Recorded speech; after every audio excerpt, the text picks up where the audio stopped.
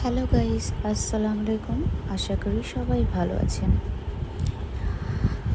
আজকে মের 2 তারিখ 2024। এই দিনটি আমার জীবনে স্মরণীয় থাকবে, কারণ আমার আজকে দ্বিতীয়বারের মতো সিজার করেছে। আমি পুত্র সন্তানের মা হলাম।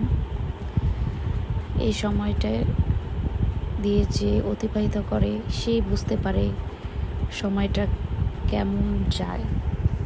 আমার জীবনে আমি দ্বিতীয়বারের মতো এখন বুঝতে পারতেছি মা হওয়ার যতটা আনন্দ আছে ততটা সুখ তার মাঝে আছে, আবার কষ্ট তো একটু করতেই হয়, বাট সুখটাই সবচেয়ে বেশি। সিজারের পর অবজারভেশনে ছিলাম, অবজারভেশন থেকে এখন রুমে দিচ্ছে।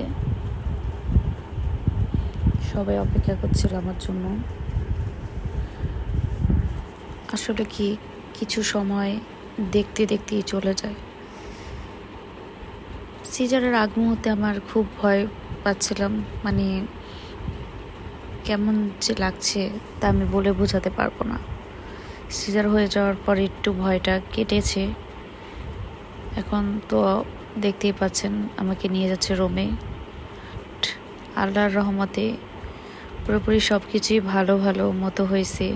আল্লাহর কাছে অশেষ শুকরিয়া। সবাই আমার সাথেই আছে, পিছে পিছে সবাই আসতেছে।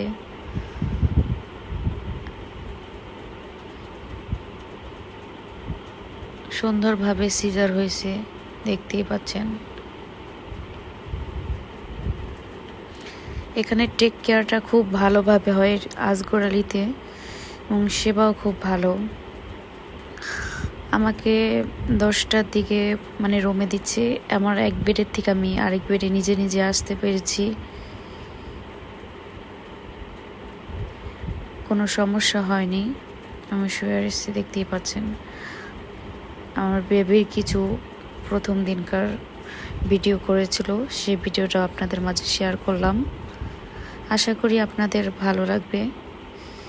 কিছু কিছু সময় ধরে রাখার জন্য অপেক্ষা করতে হয়। স্মৃতির পাতায় বেঁধে রাখার মতো স্মরণীয় এই দিনটা। কিছু ছবি তুলেছিল আমার ভাগ্নিরা, ছবিগুলো আপনাদের মাঝে শেয়ার করলাম।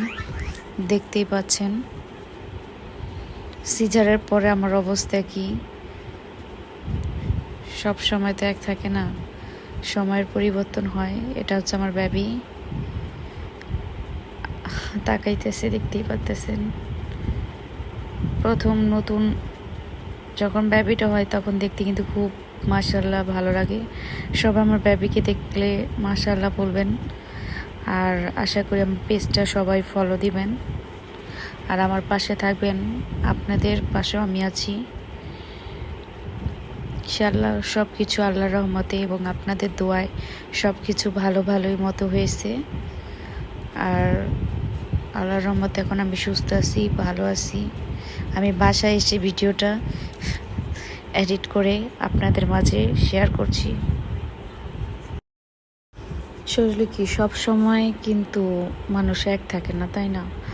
বাট যখন সিজার করছে তখন আমার মনের অবস্থা নিজেটা নিজেই জানি কীরকম যে লাগছে।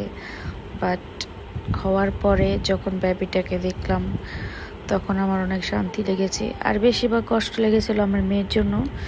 আমার মেয়ের কথা খুব মনে পড়েছিল। আমার প্রথম একটা মেয়ে আছে, মেয়েটার জন্য আমার অনেক খারাপ লাগছিল, যা বলে বোঝাতে পারবো না। বাট আল্লাহর রহমতে সব কিছু ঠিকঠাক মতো হয়েছে। সবাই দোয়ায় আমিও ভালো আছি, সুস্থ আছি। সবাই ভালো থাকবে।